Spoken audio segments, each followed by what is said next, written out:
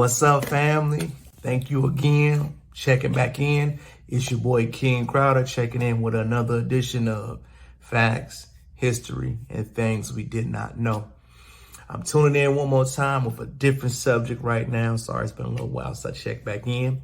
The subject today will be on the story and legacy of Rosewood, Florida. For those who did not know, Rosewood, Florida was known as another edition of Black Wall Street that you probably never heard of. Rosewood, Florida was known as a whistle town during that area. What that meant was when the trucks and the railroads used to come through, it was a whistle stop. It was very predominant. Rosewood was settled in the year 1847. The mostly local economy was booming due to timber. And the timber was so popular because it had a reddish color to it, and we called it cedar cut wood material. The locals and the local workers in the timber mills and the sawmills were the predominant industry that were popping in Rosewood during that time. What mean that's what drew and what made the local economies grow. The local economies began to grow so predominantly that the whites began to spread out in the area, and the town became centralized with black workers. During that time, the black workers had to unify and spend locally to allow their dollars to double, triplify, multiply tremendously. One of the things that was real big in the area, because it was out of a Levittown County in Florida, is that they had certain families that were big in the Rosewood area.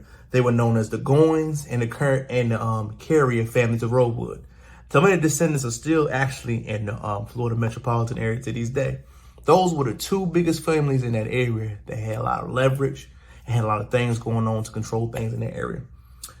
The sad part about Rosewood, like we hear about many towns in the early 19th century, was white rage caused jealousy and issues. The one issue that was so common theme I want you to always remember was a black man and something to do with a white woman. Allegedly, which we do not know if it was confirmed or denied, a black male in that area had sexually assaulted a white woman. We do not know if it really happened, what happened. It's all speculation. Once this item came about, that it was presumed that the black man assaulted a white woman, white rage of Caucasian males began to attack the blacks in the local Rosewood area. When the whites raged, citizens of America began to attack the black Americans in that area. Black Americans responded the way you should. If you attack me, I have the right to defend myself. Makes sense. Once they were attacked, two whites began to get killed. When the whites were killed because the blacks in Rosewood had started to defend themselves, the whites began to retreat and regroup.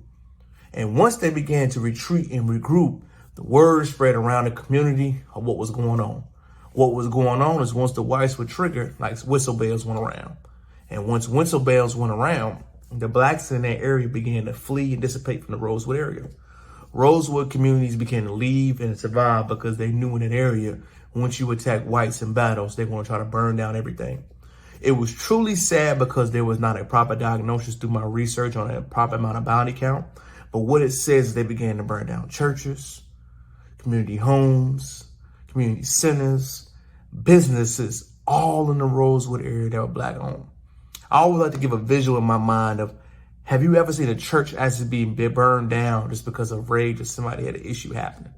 It's kind of far-fetched to think about something like it happened in the year 2022, but this was a common theme that happened during the 20th century area. A lot of information that was really outstanding to me was that the Rosewood incidents was still a hot topic in Florida. And the descendants in that area were still living back in the early 1990s, right? And they actually began to share their stories and what happened.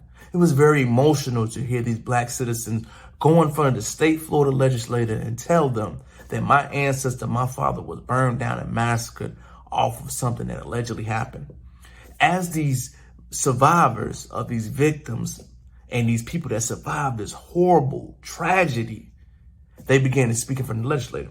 So the legislator, due to information that we just found out, granted the black citizens of Florida reparations. I'm going to say that again.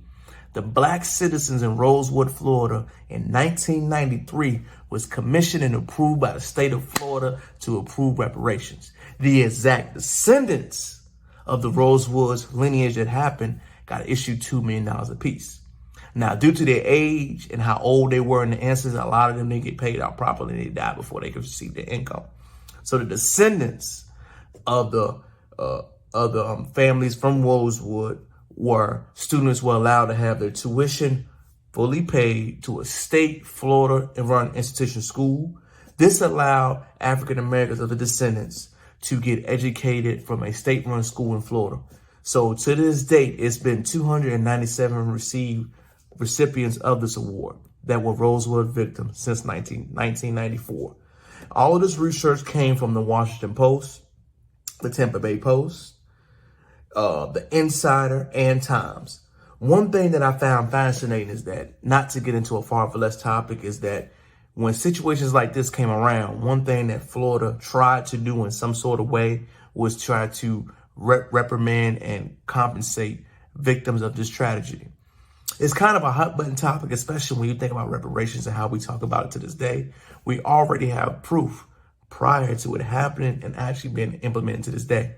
Now, the money cannot suffice to what the individuals did in them times to their ancestors. But one thing we must learn for sure about the time of Rosewood, Florida, was that when the massacre happened, the homes were built, the victims had to relocate, they lost their generational wealth, they lost their income, and most predominantly, no one was convicted, tried, or arrested for that crime. The reason why that's so big, because we see people, 94-year-olds that were involved in the Nazi camps, get tried and taken to jail. I think that same energy is granted, right? I want you to take your own take on it, but the history of Rosewood, Florida is definitely a nugget and something that we all should learn from it. No, I think it's very important if you're Floridian to learn this information or anywhere in the South. Tapping in again. I'm thanking you all for coming in and enjoying the video. I want you to like, comment, and subscribe if you got any questions or if you have any other videos you want me to post next. I'm signing out. Rosewood, Florida, and the massacre that happened, and also another Black Wall Street. I want to thank y'all for chiming in. You enjoy the rest of your evening.